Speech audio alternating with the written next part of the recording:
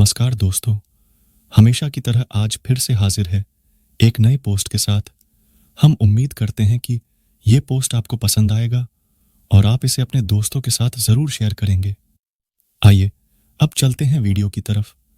श्रीमद् भागवत गीता में भगवान कृष्ण के उन उपदेशों का वर्णन है जो उन्होंने महाभारत युद्ध के दौरान अर्जुन को दिए थे। गीता सबसे प्रभावशाली ग्रंथ है। भगवद गीता को भगवान का गीत कहा जाता है। गीता के अनमोल वचन मनुष्य को जीवन जीने की सही राह दिखाते हैं। गीता जीवन में धर्म, कर्म और प्रेम का पाठ पढ़ाती है। गीता संपूर्ण जीवन दर्शन है और इसका अनुसरण करने वाला व्यक्ति जीवन में कभी निराश नहीं होता है।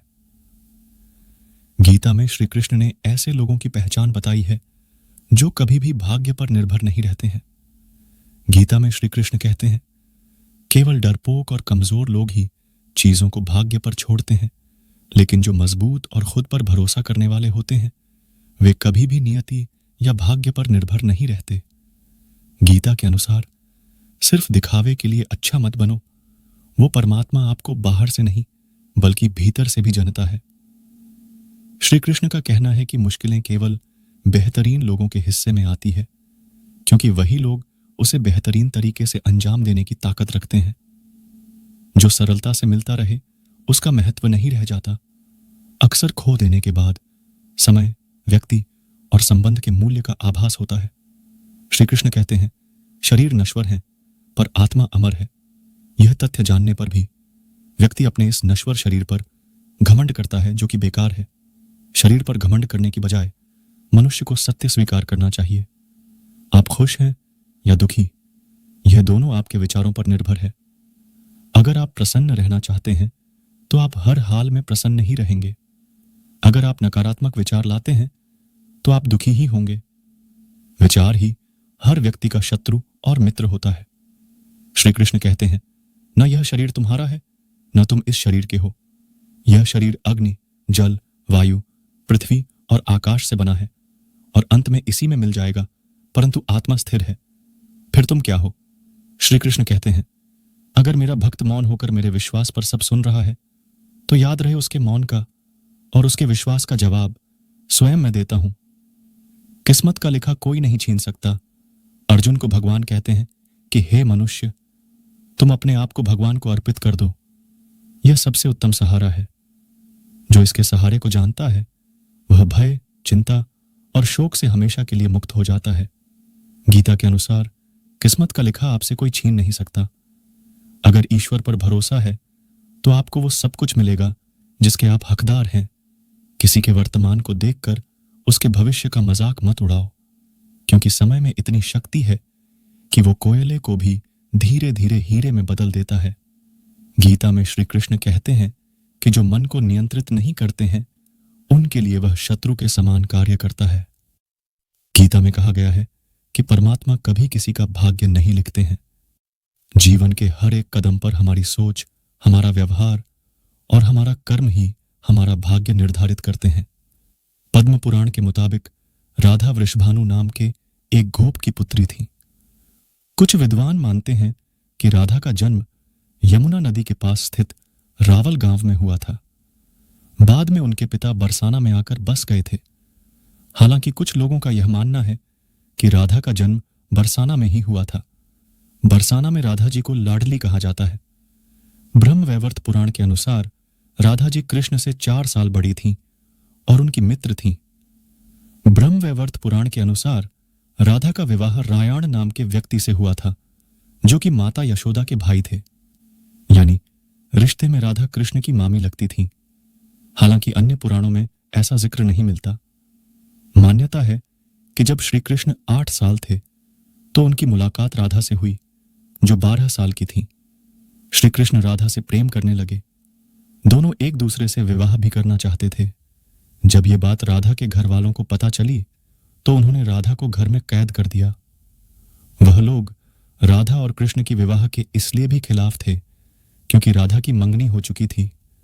कहा जाता है कि श्री कृष्ण ने राधा रानी से शादी करने की हठ कर दी थी। इस पर यशोदा माता और नंद बाबा उन्हें ऋषि गर्ग के पास ले गए। ऋषि गर्ग ने भी कान्हा को बहुत समझाया। इसके बाद कान्हा का मथुरा बुलावा आ गया।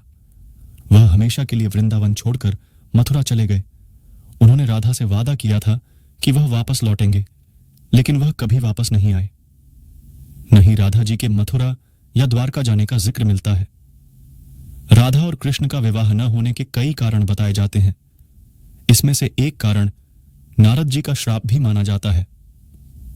रामचरितमानस के बालकांड के अनुसार माता लक्ष्मी के स्वयंवर में नारद जी भी जाना चाहते थे। भगवान विष्णु ने नारद जी के साथ छल करते हुए उन्हें खुद का स्वरूप देने के बजाय वानर का स्वरूप दे दिया, जिसकी वजह से माता के स्वयंवर में नारद जी का काफी उपहास हुआ। जब नारद जी को इस बात का पता चला तो वह बैकुंठ पहुंचकर विष्णु जी से बहुत नाराज हुए और श्राप दिया कि उन्हें पत्नी की वियोग सहना होगा। यही वजह है कि रामचंद्र अवतार में उन्हें सीता का वियोग सहना पड़ा और कृष्ण अवतार में देवी राधा से उनका विवाह न हो सका। नमस्कार दोस्तों, हमेशा की तरह आज फिर से हाजिर है एक नए वीडियो के साथ। हम उम्मीद करते हैं कि ये पोस्ट आपको पसंद आएगा और आप इसे अपने दोस्तों के साथ जरूर शेयर करेंगे। तो दोस्तों चलते हैं वीडियो की ओर। तो दोस्तों चैनल को सब्सक्राइब कर दे। प्रस्तुत पोस्ट में पुराण और महाभारत के श्रेष्ठ कथनों को एक साथ पिरोने का प्रयास किया गया है। पुराण और महाभारत संस्कृत साहित्य के इतिहास और गौरवशाली परंपरा के प्रमाण हैं। जैसा कि आपको पता है कि 18 पुराण की रचना महर्षि वेदव्यास ने की थी। राम के जीवन को बखान करती रामायण के बाद यह हिंदुओं का सबसे प्रिय धर्म ग्रंथ है। इसकी रचना द्वापर युग में हुई थी। इसमें कुल 1 लाख श्लोक हैं। महाभारत विश्व का सबसे विशाल ग्रंथ है। इसमें कौरवों और पांडवों के युद्ध का वर्णन है। यह धर्म और अधर्म के बीच की लड़ाई भी है। इसमें पांडवों की कौरवों पर विजय हुई थी। भगवान कृष्ण ने जो गीता का उपदेश अर्जुन को कुरुक्षेत्र के मैदान में दिया था, वह श्री भगवद गीता के नाम से प्रसिद्ध है। महाभारत भारतीय संस्कृति और सभ्यता का विशाल कोश है। इसमें उस समय की धार्मिक, राजनीतिक, आर्थिक, सामाजिक परिस्थितियों का वर्णन बहुत सुंदर ढंग से किया गया है। इसमें उपदेश तो इतने मिलते हैं कि शायद ही किसी विश्व की अन्य पुस्तक में हो। इसलिए इस ग्रंथ को 5वां वेद भी कहा जाता है। अशांत को सुख कैसे हो सकता है? सुखी रहने के लिए शांति बहुत जरूरी है। अपनी दृष्टि सरल रखो, कुटिल नहीं। सत्य बोलो, असत्य नहीं। दूरदर्शी बनो, अल्पदर्शी नहीं। परम तत्व को देखने का प्रयास करो, क्षुद्र वस्तुओं को नहीं। नारी वह धुरी है जिसके चारों ओर परिवार घूमता है। जिसने पहले तुम्हारा उपकार किया हो, वह यदि बड़ा अपराध करे तो भी उनके उपकार की याद करके उसका अपराध क्षमा दो। संसार में वही मनुष्य प्रशंसा के योग्य है, वही उत्तम है, वही सत्पुरुष और वही धनी है, जिसके यहां से याचक या शरणागत निराश न लौटे। जिस परिवार व राष्ट्र में स्त्रियों का सम्मान नहीं होता, वह पतन व विनाश के गर्त में लीन हो जाता है। जैसे बिना नाविक की नाव जहां कहीं भी जल में बह जाती है और बिना सारथी का रथ चाहे जहां भटक जाता है, उसी प्रकार सेनापति बिना सेना जहां चाहे भाग सकती है। नारी प्रकृति की बेटी है, उस पर क्रोध मत करो। उसका हृदय कोमल है, उस पर विश्वास करो। जुआ खेलना अत्यंत निष्कृष्ट कर्म है। यह मनुष्य को समाज से गिरा देता है। व्यक्ति को अभिमान नहीं करना चाहिए, नहीं तो दुर्योधन जैसा हाल होगा। बुरे कर्मों का बुरा परिणाम निकलता है। अपने पूर्वजों का सम्मान करना चाहिए। उनके बताए हुए मार्ग पर चलना चाहिए। उनके दिए उपदेशों का आचरण करना चाहिए। चतुर मित्र सबसे श्रेष्ठ व मार्ग प्रदर्शक होता है।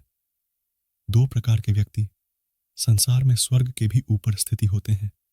एक तो जो शक्तिशाली होकर क्षमा करता है और दूसरा जो दरिद्र होकर भी कुछ दान करता रहता है।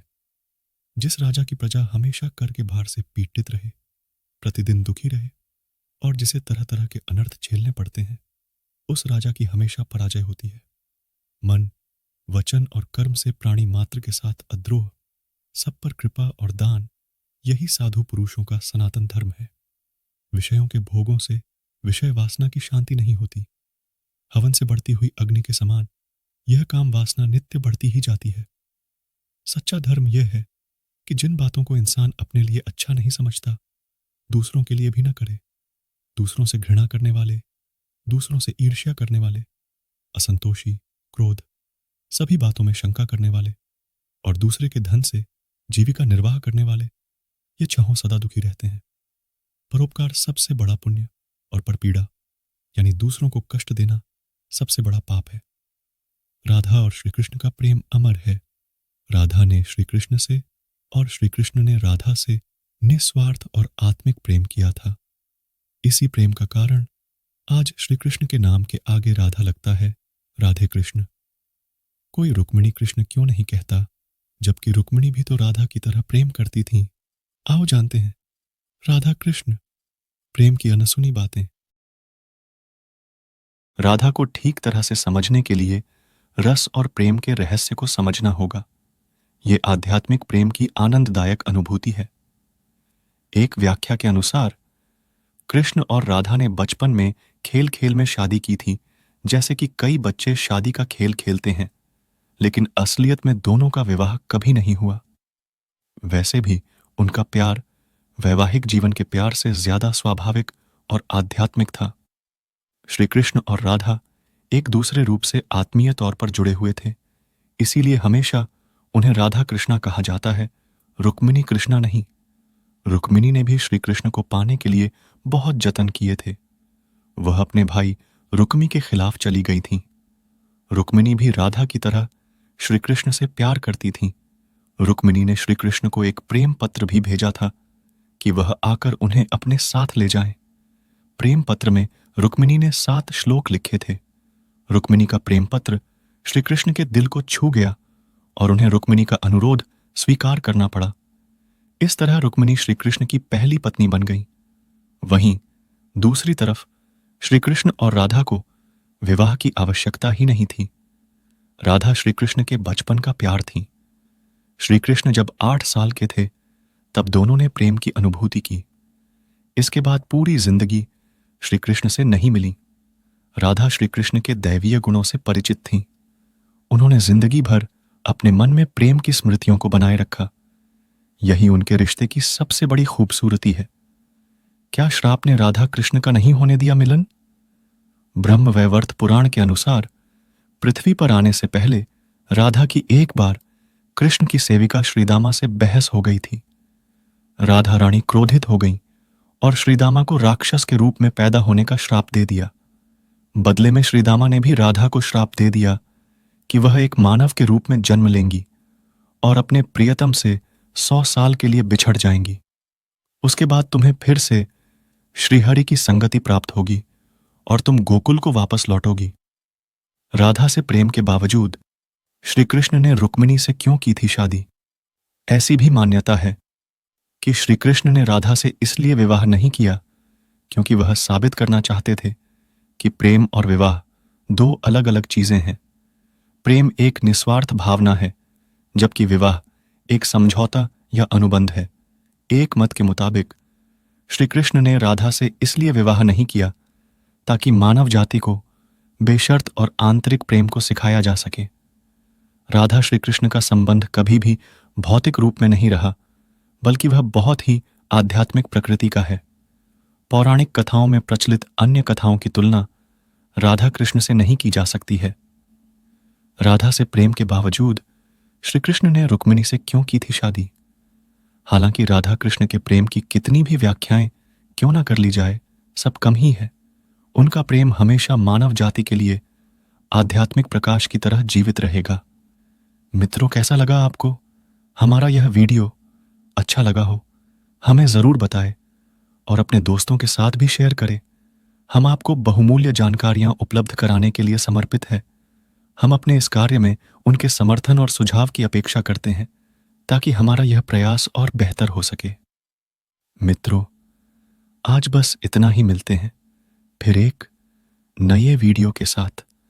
तब तक के लिए धन्यवाद। जय श्री कृष्ण।